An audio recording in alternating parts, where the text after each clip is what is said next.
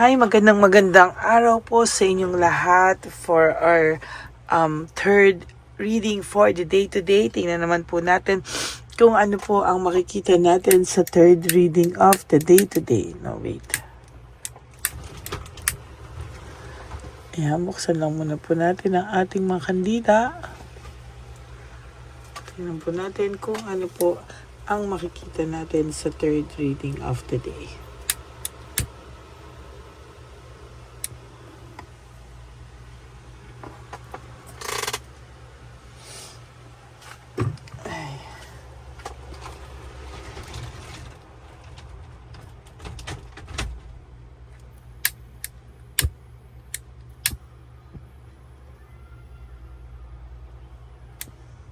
Okay. Ngayon po.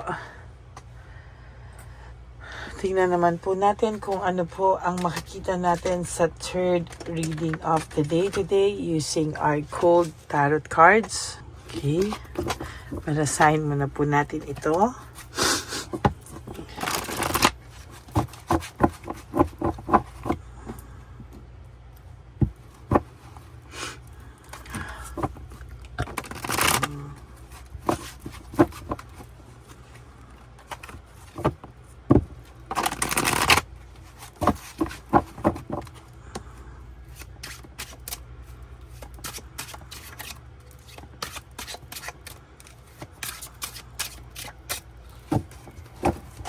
Pili na po tayo ng 10. 1, 2, 3, 4, 5, 6, 7, 9, and 10.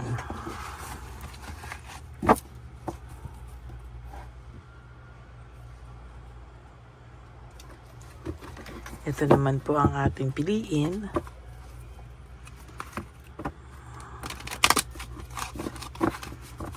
Yan, huwag niyo po i-skip to kasi dito po tayo kumukuha ng energy, no?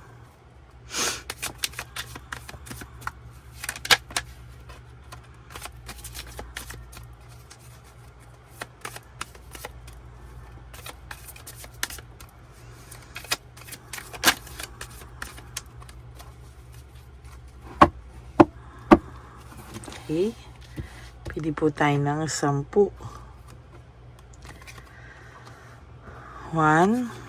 2, 3, 4, 5, 6, 7, 8, 9, and 10.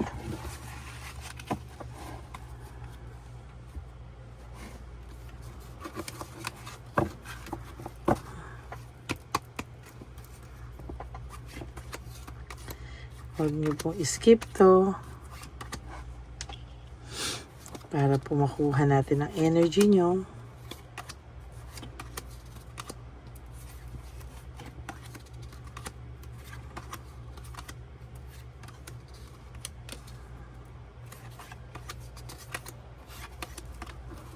Okay.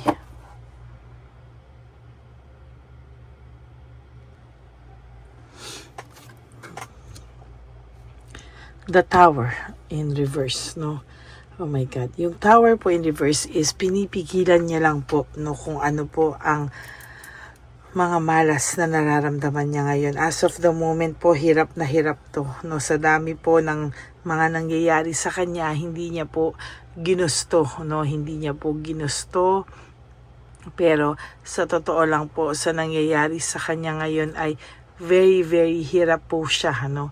Hindi niya po akalain, no, na magiging ganito po yung kanyang sitwasyon. Marami po siyang gusto sanang patunayan, ano, bakit daw nagkakaganito, ganito daw ba yung buhay niya, siya daw po ba ang may kasalanan? Hindi niya po inaamin na siya po ay nagkaroon ng kasalanan, kaya po parang yung mga nangyayaring kamalasan po ngayon na to ay sa sarili niya po, ay sinisisi niya pa rin po sa iyo, no? Sabi niya po kung hindi daw dahil sa iyo, hindi daw po niya mararanasan lahat ng ito. Para nagiging defensive na lang po siya, no? Pero sa totoo lang po, gustong-gusto ka pong makita ng taong ito. At gusto niya pong ramdamin sa sarili niya kung ano ba talaga ang naiisip niya. Ano ba talaga naiisip niya? Bakit ka po ba niya naiisip, no? Iniisip-isip ka po niya at sa pakiramdam ko po, no, hindi ka talaga nawawala sa isip nito. Gugustuhin pa po nitong magkita kayong muli, no? Pero sa nakikita ko po, tulad ng nabunot ko kanina, wala pa kayong closure, no? Kailangan nyo po ng closure talaga, no? At sa nakikita ko, yun din po ang gusto niyang mangyari, yung magkita muna kayo. Sa ayot sa gusto mo po, magkikita at magkikita pa rin po kayo ng taong ito, no? It's either maayos nyo or maging closure na lang kung bakit pa kayo magkikitang muli. Magkikita at magkikita po kayo nitong muli. Ay, magkikita pa rin kayo. Yan, no?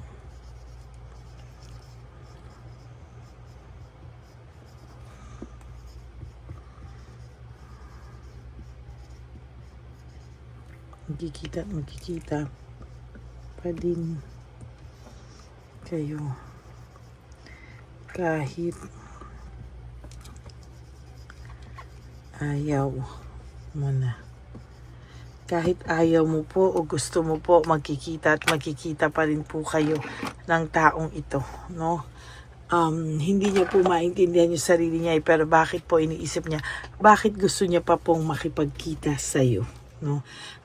Nasaktan ka niya, no? Pero alam niya po na kahit papano, ay, ikaw daw po ay nakaka-recover na, no? Ikaw daw po kahit papano ay umaayos na, nakaka-recover na.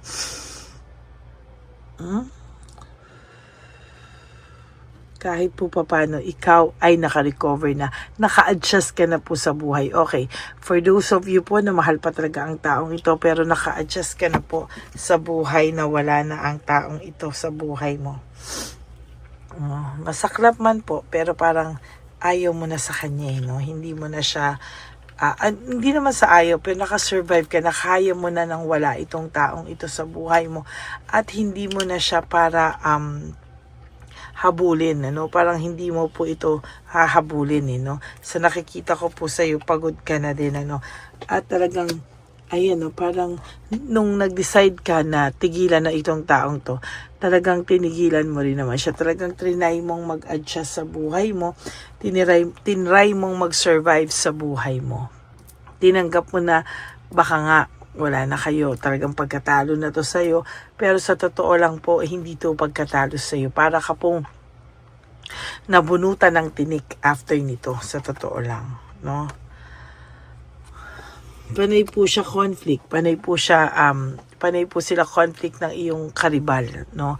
Or kung tapos naman po sila, naging masalamuot ang kanyang buhay dun sa kanyang pinagpalit sa iyo, no? Naging masalamuot po ang kanyang buhay, kahit po ayaw niya, ay wala po siyang nagawa kundi naging masalimuot po ang kanyang buhay. Hindi niya po ito po ay kahit papano ay disorganized po ang buhay niya. Na-overwhelm po siya sa kanyang sarili, ayan, no? At sa nakikita ko po ay pinag-isipan niya ngayong mabuti. Bakit pa niya nakuhang lumayo sa iyo, no? Sana daw ay nag-isip mo na siya 1,000 times bago kanya iniwanan, ano? Ngayon po siya nagkakaroon ng self-pity. Talagang nagkakaroon siya ng self-pity ngayon. Ngayon siya nagmumukmuk, no? Ngayon siya nag-ano sa pagkawala mo na hindi niya po mapakita sa'yo kasi feeling niya medyo matagal na, para ngayon pa siya mag-sink in sa kanya, no? There is this loss of motivation, loss of passion, parang nawalan siya ng gana sa buhay ngayon, ano? Naiisip niya po, anong nangyari sa akin? Bakit nangyayari sa akin ang lahat ng ito ngayon? Bakit lahat ito sa akin ay umaano sa mukha niya po, no? parang sinasampal po siya ng katotohanan na mali po siya sa desisyon niyang iwanan ka at ipagpalit ka sa iba. Gusto niya pong lumayo, gusto niya pong wag ka nang guluhin. Talagang nilalabanan niya talaga dahil sa sobrang taas ng kanyang pride. Pero hindi niya po maiwasang mag-stalk sa'yo, no?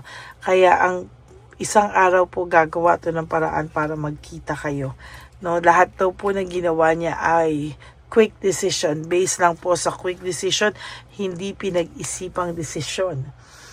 Ayan, no? Hindi niya po pinag-isipan lahat ng direksyon, desisyon ay wala po ng saysay. Sa totoo lang, no? Gusto niya pong magpahinga, no? Gusto niya pong iwanan na lahat pero hindi niya po magawa. Hindi po siya makapagpahinga. Talaga ngayon po ay talagang lagi ka po nasa isip nito at kung kaya mo lang po mapagod dahil tumatakbo siya palagi sa isipan mo, ay talagang mapapagod ka po talaga, no? Very dissatisfied po siya and lack of inner joy. Yan po ang nararamdaman niya ngayon sa buhay niya. Yan, no? Very dissatisfied. Hindi niya po akalain talaga na yan po yung mararamdaman niya. Ayan, no? Pareho lang, oh. Asa na yun? Ayun, no? Magkatabi pala sila, oh. Three of Wands, talagang siya, no? Conflict of rivalry and competition. Conflict, no? Panay po sila away at isa ka po sa reason bakit po sila nag-aaway. Pinag-aawayan ka po talaga nito ng matindi. No, ngayon po siya po ay nababurn out, overstress, no? Hindi niya po alam kung papaano niya po ito kakayanin. Hindi niya po alam kung paano siya everyday makakasurvive. Kasi po pag nakakakita po ito ng mga post mo na namimiss ka niya, lalo ka po niyang namimiss pag nakikita niya po na ang ganda ng post mo, you are doing well with your life, with or without him or her. Ang sakit po nun sa kanya, no? Parang very, siya yan, no? Sad, depression, ayan, no? May depression po siyang nararamdaman. As a matter of fact, hindi niya po akalain, pero may depression po siyang nararamdaman, no?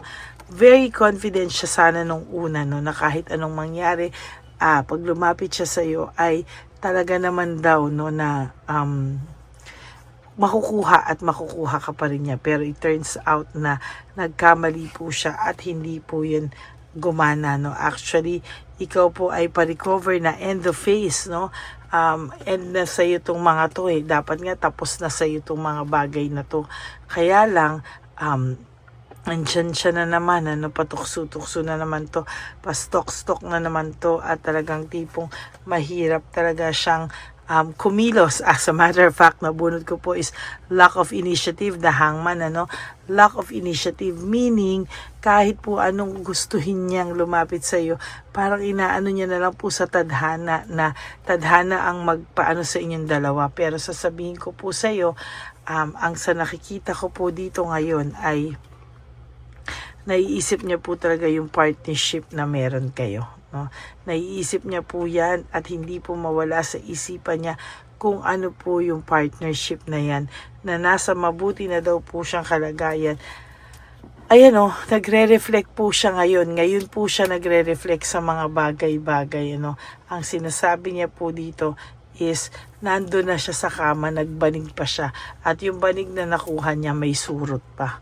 Butas-butas na nga, yung banig may surot pa. Yan, no? Nasa kama ka na dati, nasa waterbed ka pa, social ang kama. Waterbed. Ngayon, ayan po, no? Nasa banig siya ulit, bumalik siya sa banig, at yung banig na yan may surot pa, no? Kahit butas-butas. Hindi kasi siya nag-iisip, Ayan po tuloy ang kanyang kinahitnatnan, no? One day, gagawa po ito talaga ng paraan kayo ay magkita, no? Without your knowledge, bigla na lang po itong susulpot sa harapan mo as if biglaan lang or nagkita lang kayo. Pero sasabihin ko po sa iyo, sasadyain niya po yun at hindi po totoong aksidente ang pagkikita nyo. Okay? So that's it for your second reading of the day. I hope po na naka-resonate kayo, and if you do, can you please give me a like and comment down below para naman po malaman ko kung ano naman po yung reactions nyo sa ating third reading of the day today. I hope napanood nyo na po yung first and second reading bago po kayo tumalon dito sa third reading of the day. And sana po napanood nyo po kahapon yung first, second, and third reading para po maganda no yung consistency ng inyong panonood, no? And for those of you po who would like to have a private reading with me, you can message me po at Ladyly Elena, that's Ladyly Elena. Nasa dulo po yan ng ating video. Diyan nyo lang po ako makakontakt. That's my only official and legit FB account. But before that, nilabas ko rin po yung fake account ng Lady Elena. So, makita nyo po lahat na kung ano po ang fake sa legit, no? Yung fake po na yan, pakireport nyo po ang messenger niya na fraud and scam, no? Messenger pala po ang dapat nating messenger po pala ang dapat nating i-report, no? Yan, maraming salamat po sa inyong lahat. And also for not skipping ads, maraming po salamat sa inyo. Tulong nyo na po yan sa ating mga street elderly, ang ating mga lolos and lolas sa daan. Pag hindi po kayo nag-skip ng ads, malaki po ang tulong niyan, ano? Kaya maraming salamat po sa inyong lahat. And again, sa aking mga ever loyal, faithful na Lady Elena family, I love you all from the bottom of my heart. Mahal na mahal ko po kayo, and sana po ay mahalin nyo rin ang sarili nyo. You wake up and do 3 things that will make you happy for today, and then huwag nyo muna pong isipin yung mga anniversary, Pasko, bagong taon, at ang inyong much-awaited na Valentine's Day. Wag muna po just focus on today. Sabi ko sa inyo, 3 things na makakapagpasaya sa inyo. And tomorrow is another day. Ganun at ganun na naman po. At one day, marirealize nyo, ay, nakasurvive na pala ako. No? Yan ang pinakamaganda sa lahat. And again, no, sana po ay ma-realize nyo na life is too short. Don't make it shorter by stressing yourself from all the pains and heartaches na binigay sa inyo na kahapon. Just surrender everything to the divine universe and just let go and let God write your life and love story. Ako po ay magbabalik para bukas sa ating first reading of the day, but I do hope na panood nyo na po ito lahat bago po kayo tumalon sa first reading of the day kahapon. Okay? Maraming salamat po sa inyong lahat, and sana po ay maging masaya kayo na meron pa akong third reading, no? Thank you po sa lahat sa inyo, and I will all see you again tomorrow, no? As of now, we are approaching 17,000 subscribers. Sana po ikalat nyo pa po para lalo po tayong dumami at matulungan po natin yung mga nangangailangan. At dito po sila mapunta sa ating legit FB and Messenger account. Whew! Ang bigat po nito, pero yan, maraming salamat po sa inyo, and sana po ay maging masaya kayo. Prioritize yourself, and sabi ko nga po sa inyo, walang ibang magmamahal sa atin kundi ating mga sarili. Kung meron man dumating sa atin, yan po ay bonus na lamang. Pero self-love is still the best love of all. Okay? God bless you po. Good night, and I will all see you again tomorrow for another set of reading. Bye! Magandang gabi po ulit sa inyong lahat. Ako po ay muling nagpapaalala sa inyo na mayroon pong lumalabas sa FB at Messenger account na fake account po, no, nang hihingi po ng $25 through PayPal, at hindi po yan totoo. Huwag po kayong maniwala dyan. At pag sinabi mo po na gusto ko pong marinig ang boses nyo, or makita kayo, ang sasabihin po ay magbibigay kami ng link, buksan mo yan, at pagkatapos ay makikita mo ako. Wag po kayong maniniwala dahil yan po ay hindi totoo. Yan po ay isang malaking scam na pag binuksan nyo po ay mahahack po lahat sa inyo. Mahahack po ang inyong mga personal details. Lahat ay mahahack. Ako po ay nalulungkot na ito po ay nangyari, ngunit sa talagang may mga tao pong masasama at may mga tao po talagang hindi makatiis na hindi gumawa ng masama sa ibang tao. Pero maging aware po sana kayo. Tulungan niyo po ako. I-report po natin yung fake na yan at sa FB para siya po ay mawala na at wala na po siyang